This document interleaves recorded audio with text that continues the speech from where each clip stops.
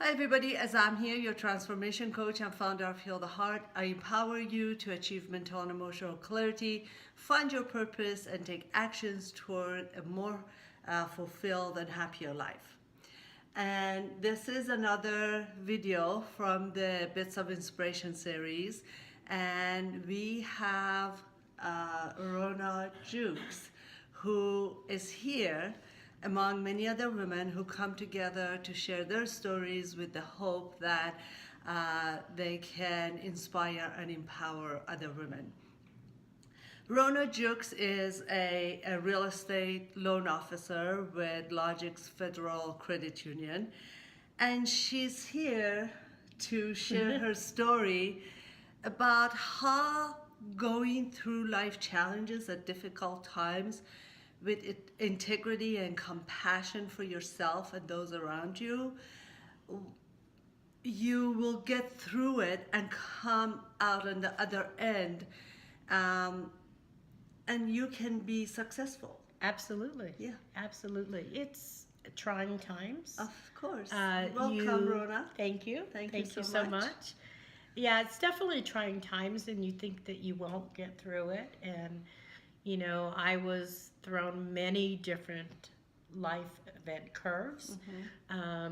My husband passed away when my girls were 9 and 7 in 1992. 11 months later, my dad passed from lymphoma. So then it was dealing not only with the girls' grief and dealing with my late husband's, passing, and then helping my mom with dealing with my dad passing and the paperwork and everything else that goes with it. And then in 94, the earthquake hit. Yes. And my mom lived in Northridge, and she lost everything because she was a block from the mall. So it was now another task to help assist and guide her through a very long process. So, but in between, you work and you raise your kids, and life goes on. Life goes on. And you, like I said, you don't think you're going to make it through that time, but you eventually will. I'm a very big supporter of people who have recently or in the past has had a loss. Yes. Because I remember from my own personal experiences, when I still needed to talk, and then I would try to talk with someone, and then you'd see that look of, oh, she's not over it yet. Or, Okay. and so I remember that time. That is so vivid in my memory that I want to be that person to those who still need to talk. Yes. Because everybody has their own process, and the timing is different for each person. Yeah. Grief takes over in many different ways. Exactly. A question for you Sure. before we go on. When your husband passed, were you working? Were you still doing the? No, okay. I was full time. I was I was working for, I don't know if anyone, Great Western Bank. Okay. Yes. I was vice president. So I held a corporate, I lived a corporate environment. It wasn't 9 to 5. So I would basically, when he was in and out of the hospital. So when he was in the hospital, I would get up at 3 in the morning, and I would go out to Lancaster. That's where my office was at the time. Work till 3 o'clock, drive to Santa Monica, stay with him till 11, 12 o'clock at night, and I did that. How long was that? The last day, I did that for probably a week and a half, and then I got dressed one day, and I just sat on the edge of my bed and cried and said, I can't do this anymore.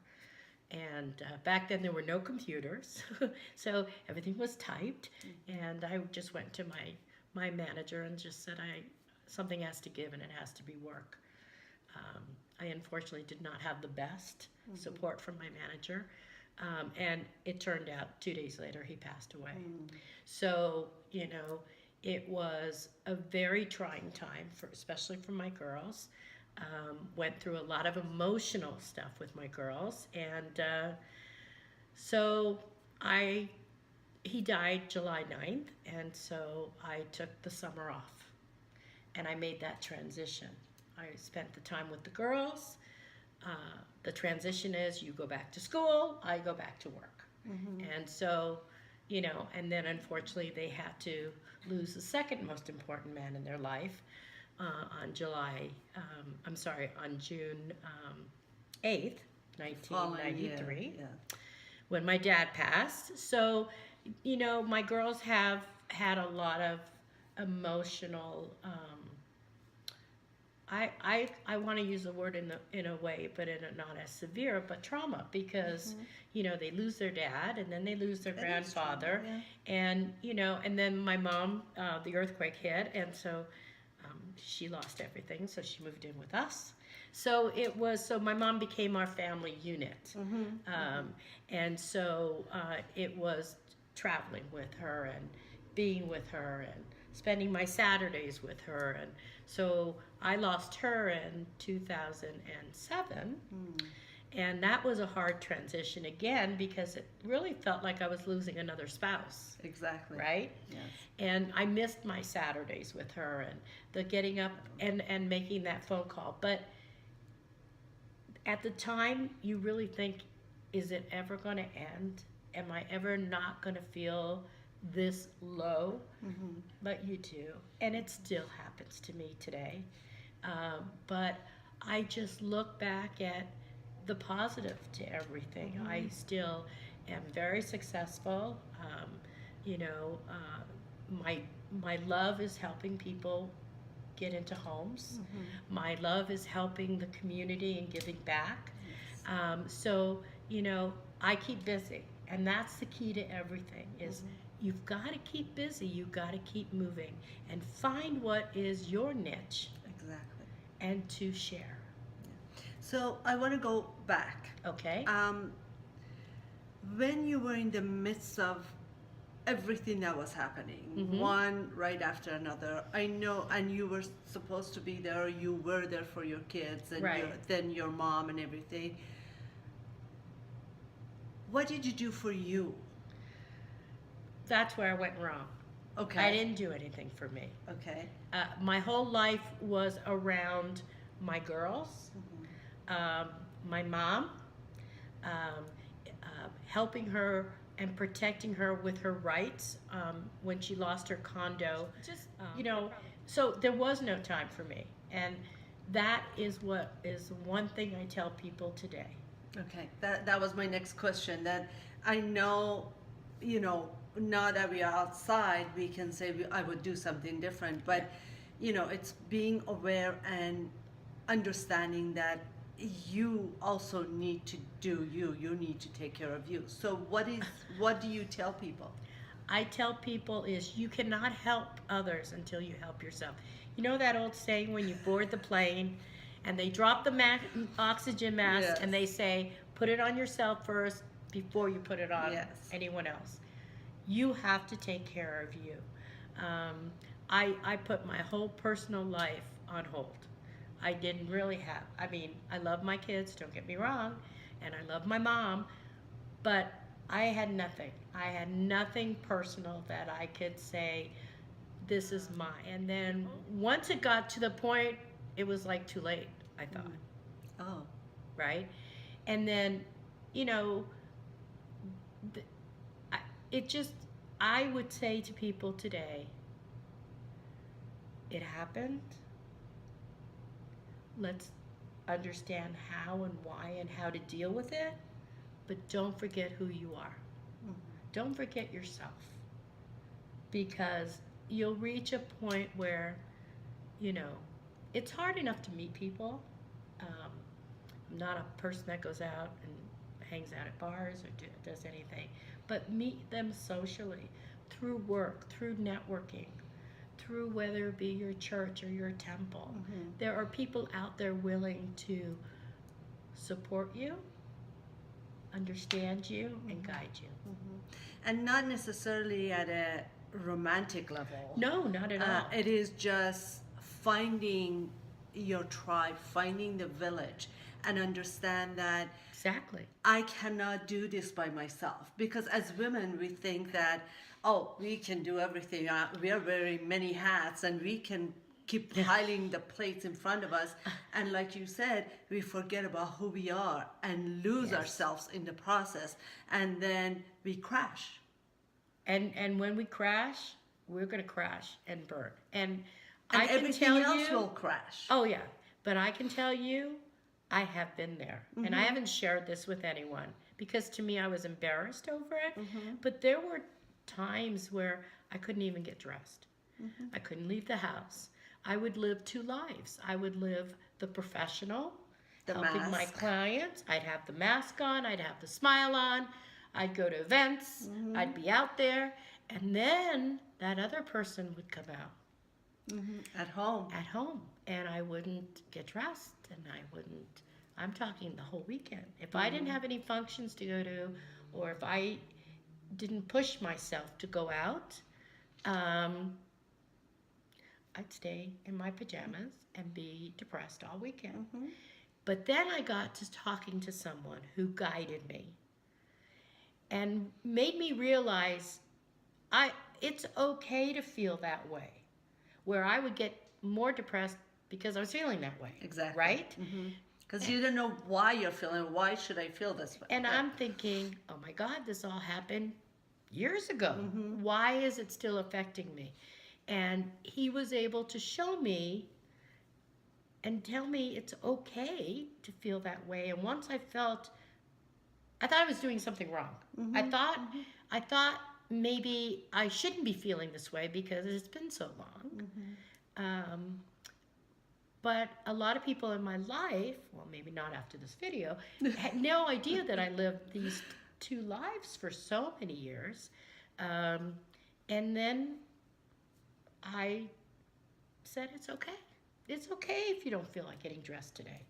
It's okay if you take a day off of work It's that and do acceptance. something for you.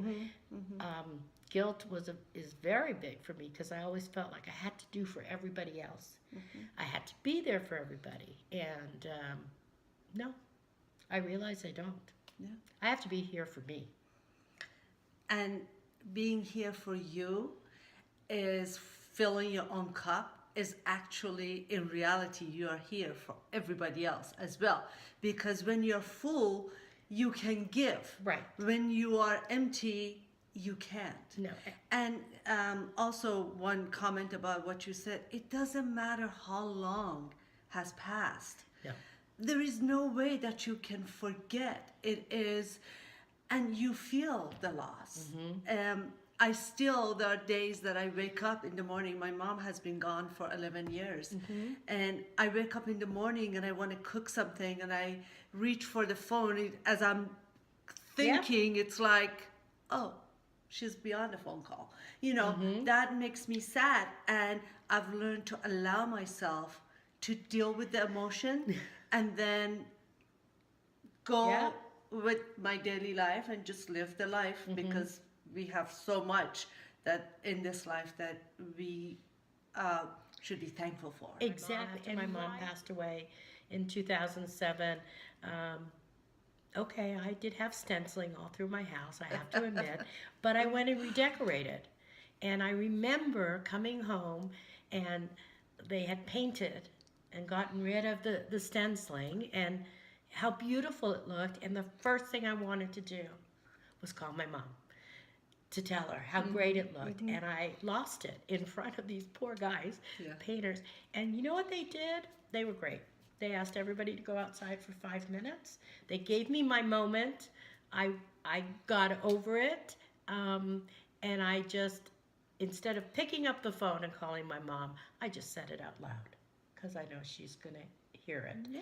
So you will have it. Be accepting of it. There's nothing wrong with you. And Be just gentle know, with yourself. Exactly. Give yourself a break because there's a lot that you go through, whether it be someone close to you that's is in an illness or just passed, or even passed, in my case, It's going to be 26 years for my husband. Give yourself a break, okay? It's okay to feel a little bit lonely because that's part of it, but no, it's not forever and it's going to pass. And go out and be with people.